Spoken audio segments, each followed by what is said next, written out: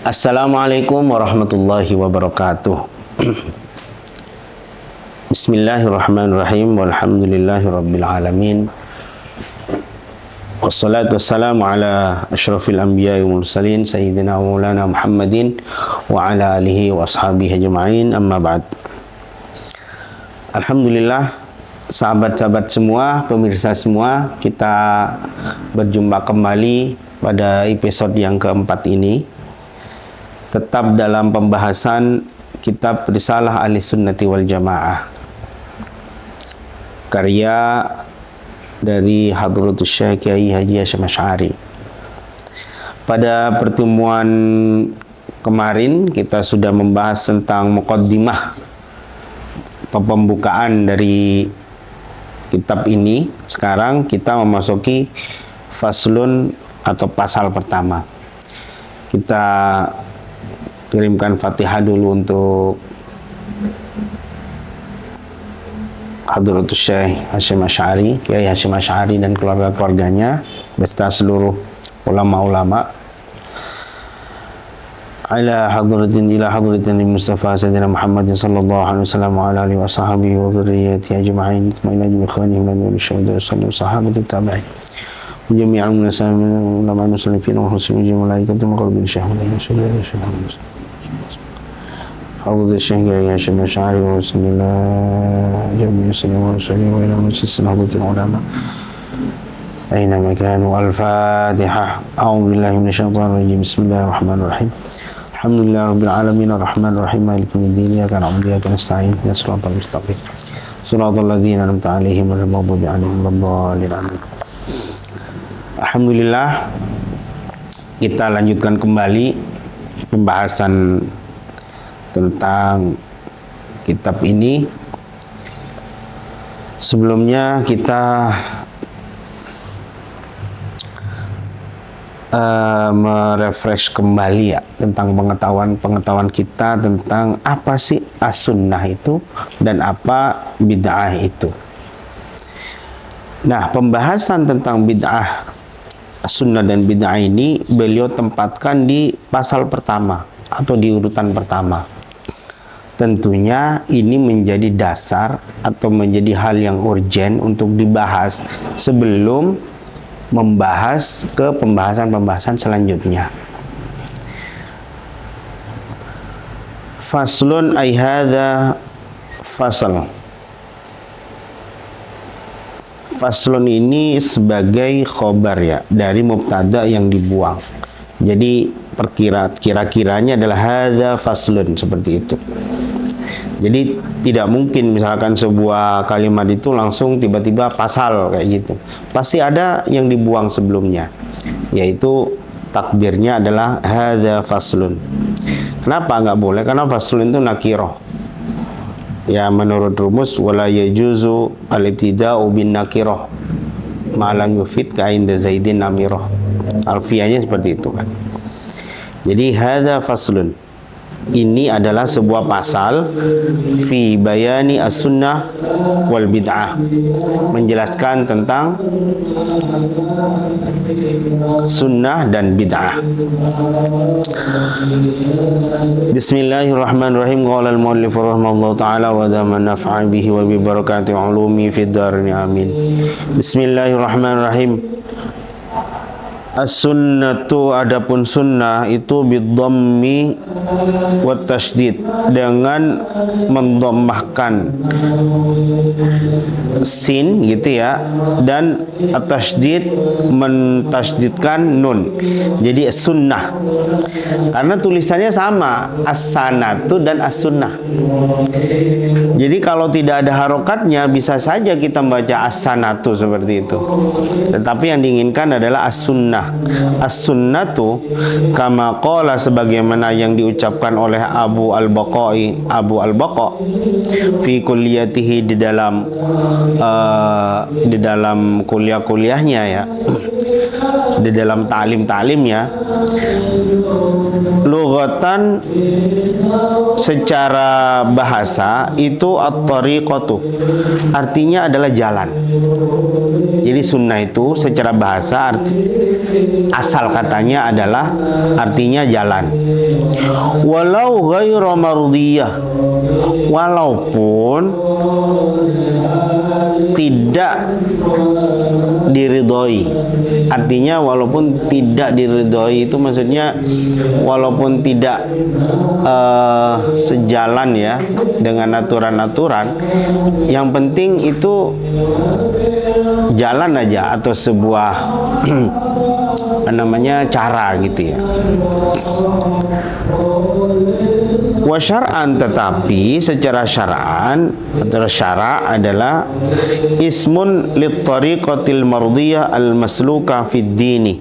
Nah, ini yang kita maksud adalah secara syariat ismun adalah sebutan lit tariqati untuk jalan al mardiyah yang diridhai atau yang sejalan dengan tuntunan syariat, al maslukati yang ditempuh fid dini di dalam agama.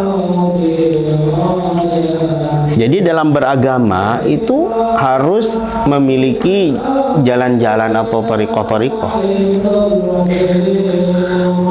Salakaha Rasulullah sallallahu alaihi wasallam, sebagaimana yang juga ditempuh oleh Rasulullah sallallahu alaihi wasallam. Au ghairuhu, atau selainnya atau selain Rasulullah. Siapa? Mimman huwa alimun atau mimman huwa alamun. Ada yang membaca aulimah ya, mimman huwa aulimah, ada yang membaca seperti itu. Atau selain Nabi Muhammad, mimman huwa aulimah, saya cenderung membacanya aulimah, mimman huwa aulimah, yaitu orang-orang yang memiliki otoritas sebagai panutan dalam agama. Mimman huwa ulima fid dini, orang-orang yang memegang otoritas sebagai panutan fid dini dalam agama. Seperti siapa misalkan? Kas sahabati, seperti para sahabat radhiyallahu anhum, mudah-mudahan Allah meridhoi mereka. Apa dasarnya? Dasarnya adalah liqaulihi sallallahu alaihi wasallam. Dasarnya sesuai dengan sabda Rasulullah sallallahu alaihi wasallam. Alaikum bisunnati, alaikum, hendaknya atau wajib bagi kalian, bisunnati, berpegang teguh terhadap sunnah-sunnahku, wa sunnatil khulafair rasyidin, dan juga sunnah-sunnah khulafaur rasyidin min ba'di, setelahku. Nah, di sini redaksinya menggunakan istilah sunnah, bukan hanya yang dicontohkan oleh Rasulullah sallallahu alaihi wasallam saja disebut sunnah itu, tetapi secara redaksi ya khulafaur rasyidin juga sunnah juga gitu, juga disebut sunnah juga berdasarkan dari hadis wa sunnati khulafair rasyidin. Tentunya kalau kita maknai dengan makna secara bahasa ya, berarti hendaklah kalian mengikuti sunnahku dan apa-apa yang sudah dilakukan oleh para khulafaur rasyidin setelah Nabi Muhammad sallallahu alaihi wasallam. Wa urfan, dan menurut urf itu secara adat kebiasaan ya, urf itu ya, yaitu ma, sesuatu, wadhaba, yang dipegang dengan konsisten, ma wadhaba alaihi, yang dipegang dengan konsisten oleh siapa? Oleh muqtadan, oleh tokoh yang menjadi panutan dalam ajaran agama. Siapa? Nabiyan, yaitu Nabi Muhammad SAW. Nabiyan kana awwaliyan, bisa juga nabi, bisa juga para wali. Jadi sunnah dalam hal ini memiliki pengertian secara luas. Jadi kita melihatnya dari sudut pandang yang luas ya. Wasunni, adapun istilah sunni itu mansubun, dinisbatkan ila sunnati, kepada kata sunnah juga, tetapi hudhifat ta'i lin nisbati, hudhifa dihilangkan apa huruf taknya itu lin nisbah, untuk nisbah. Jadi sunni itu sebenarnya ya sunnah juga begitu, tetapi huruf taknya dihilangkan, jadi penisbatan gitu ya. Makanya orang yang berpegang teguh terhadap tuntunan-tuntunan dan ajaran-ajaran Rasulullah SAW itu disebut ahlus sunnah atau sunni. Karena ada juga orang-orang yang golongan-golongan yang ingkar sunnah juga ada. Ingkar sunnah juga ada. Nah,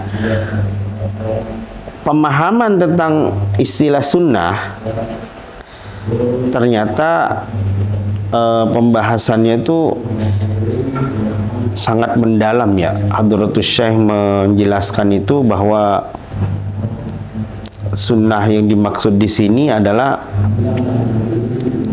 sebuah jalan gitu ya, sebuah jalan yang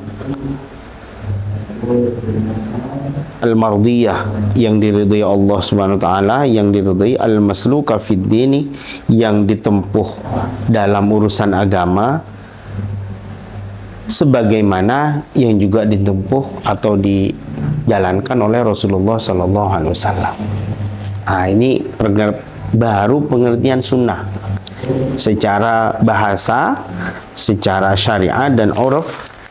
Dan selanjutnya adalah pembahasan tentang wal bid'atu kama qala asy-syekh Zaruq fi 'uddatil murid. Wallahu a'lam bissawab. Insyaallah besok kita akan melanjutkan pembahasan tentang bid'ah. Apa sih sebenarnya bid'ah itu? Ya. Nah, ini memerlukan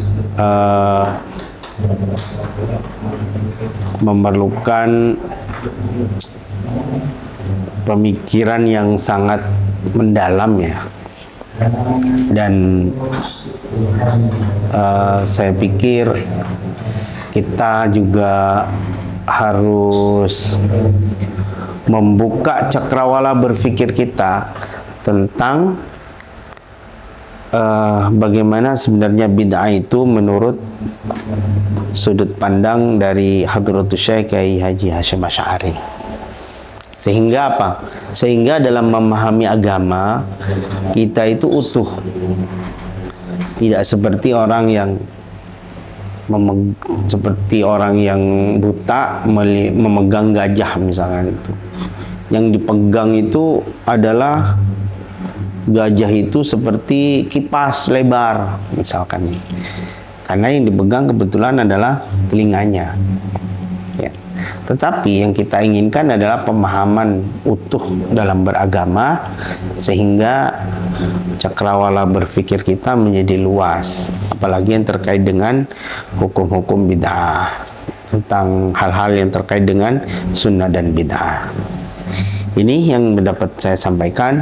Insya Allah kita akan lanjutkan lagi di kesempatan selanjutnya. Wallahu a'lam bishawab. Wallahul muwaffiq ila aqwamit thoriq. Wassalamualaikum warahmatullahi wabarakatuh.